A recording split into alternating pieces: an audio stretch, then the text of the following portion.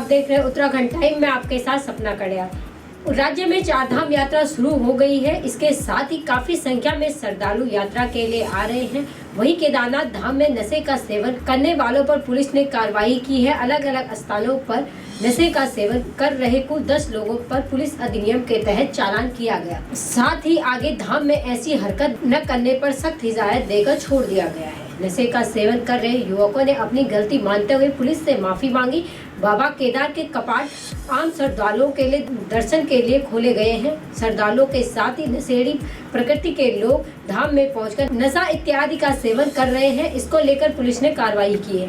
देहरादून के आईएसबीटी के पास स्थित पटाखा फैक्ट्री में भीषण आग लग गई। आग लगने से हड़कंप मच गया। कुछ दिनों पहले भी पटाखा फैक्ट्री में लगी थी आग।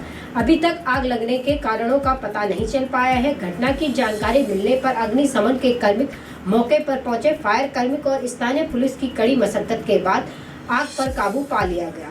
फायर ब्रिगेड की 3 गाड़ियां मौके पर आईएसबीटी के पास पटाखा फैक्ट्री पर लगी आग पर काबू पाने में सफल हो गई। घटना स्थल पर अग्निशमन के कर्मी मौजूद रहे। बद्रीनाथ धाम के बाद अब गंगोत्री धाम में स्थानीय लोग और व्यापारियों ने प्रदर्शन कर सरकार के खिलाफ मोर्चा खोल दिया है। बता दें, गंगोत्री धाम में यात्रियों को बेवजह रोके जाने के विरोध में व्यापारियों ने सभी व्यवसाय प्रतिष्ठान बंद कर दिए गए हैं। प्रशासन की ओर से धाम में बढ़ती भीड़ और श्रद्धालुओं की संख्या को देखते हुए यात्रियों को यात्रा मार्ग पर रोका जा रहा है, जिसके विरोध में व्यापारियों ने मोर्चा खोल दिया है। यात्रियों को बेवजह रोके जाने के विरोध में गंगोत्री धाम में सभी व्यापारियों ने व्यवसाय प्रतिष्ठान बंद कर राज्य सरकार के खिलाफ जबरदस्त नारेबाजी की है। जय गंगा मैया की। सुबह की 8 बज रही है। आज 14 तारीख है, 14/5 और आज गंगा सप्तमी भी है। सबसे पहले तो आपको गंगा सप्तमी की बहुत बहुत शुभकामनाएं। और बड़े खेद के साथ कहना पड़ रहा है कि गंगोत्री में आप देख रहे होंगे पूरा गंगोत्री पूरा खाली पड़ा हुआ है। घाट भी पूरा खाली पड़ा हुआ है। 22 घंटे जो है यात्री अपनी गाड़ियों पे रात बिता रहे हैं। शासन प्रशासन की कोई व्यवस्था नहीं है। बीआरओ ने जो मलबा जहाँ पर पड़ा था वो आज भी वहीं पे पड़ा हुआ है। किसी प्रकार की कोई व्यवस्था नहीं है। गंगा पुरोहित सभा, मंदिर समिति हर प्रयास यात्रियों को जो सुविधा दे रही है, भोजन, चाय इत्यादि जो भी हम लोगों से हो पा रहा है हम पूरा सहयोग कर रहे हैं। मैं सरकार से निवेदन करना चाहता हूं कि खाली ये 1 महीने का ही सीजन रहता है, खाली ऐसी व्यवस्था करें जो आने वाला श्रद्धालु यहाँ पर आए और अपना दर्शन करके चले जाए।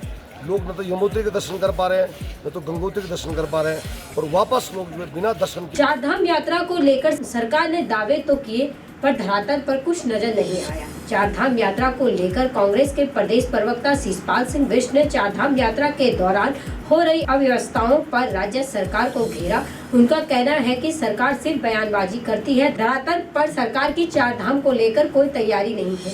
यही वजह रही कि श्रद्धालुओं को काफी परेशानियों का सामना करना पड़ रहा है। चारधाम यात्रा की शुरुआत में ही जिस तरीके से अव्यवस्थाएं हावी हो गई हैं, उससे साफ पता लग रहा है कि सरकार ने जो है चारधाम यात्रा को गंभीरता से नहीं लिया, कोई होमवर्क नहीं किया, कोई तैयारी नहीं की। विपक्ष लगातार जो है सरकार को चेताने का काम कर रहा था। यमुनोत्री धाम के पैदल मार्ग में जिस तरीके से श्रद्धालुओं का जन सैलाब उमड़ा, वहां पर प्रशासन की कोई व्यवस्थाएं नजर नहीं आई।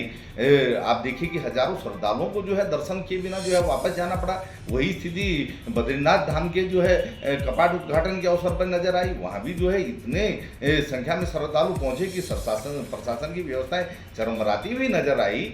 आखिर व्यवस्थाएं बनाने की जिम्मेदारी किसकी है? ऑफलाइन रजिस्ट्रेशन के दौरान हरिद्वार में भी जो है व्यवस्थाएं हावी रही, पुलिस को लाठियां बाजनी पड़ी और श्रद्धालुओं के साथ अभद्रता हुई। आखिर इससे प्रदेश की छवि खराब हो रही है। चारधाम यात्रा को लेकर के पर्यटन विभाग और प्रदेश सरकार बड़े बड़े दावे कर रही थी, लेकिन धरातल पर जो है व्यवस्थाएं नजर नहीं आ रही हैं। आखिर किसकी जवाबदेही है? पर्यटन मंत्री कहाँ है? वो पिछले वर्षों की तरह जो है नदारद है। आखिर उनकी कोई जिम्मेदारी है कि नहीं इस चारधाम यात्रा को लेकर के? सरकार को इस पर गंभीरता से चिंतन मंथन करना चाहिए और प्रदेश की जनता को जवाब देना चाहिए कि आखिर पर्यटन मंत्री अपनी जिम्मेदारी क्यों नहीं समझ रहे हैं और चारधाम यात्रा में व्यवस्थाएं क्यों नहीं बन पा रही हैं। लगातार वीआईपी जो है वहां पर आ रहे हैं। पहले आपने कहा था कि जो है 15 दिन तक कोई वीआईपी मूवमेंट नहीं होगा।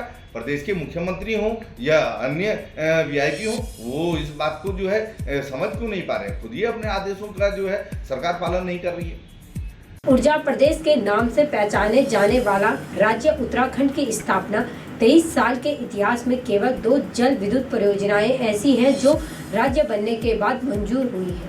इसके अलावा कोई भी बड़ी जल विद्युत परियोजना धरातल पर शुरू नहीं हुई है। सरकार ने तो तमाम दावे भी किए पर अभी तक असफल नजर आ रहे हैं। राज्य बनने के बाद एनडी तिवारी प्रदेश के मुख्यमंत्री बने तो उन्होंने राज्य में जल विद्युत परियोजनाओं की संभावनाओं को देखते हुए सार्वजनिक क्षेत्रों में नवरत्न कंपनी यूपीसीएल पर भरोसा जताया। इसके साथ ही कंपनी टीएचडीसी, एनटीपीसी, एनएचपीसी और अन्य 22 कंपनियों को प्रोजेक्ट बनाने की जिम्मेदारी सौंपी थी, जिसमें से आज तक एक भी प्रोजेक्ट तैयार नहीं हो पाया। बाकी की तमाम खबरों के लिए जुड़े रहे हमारे साथ और देखते रहिए उत्तराखंड टाइम।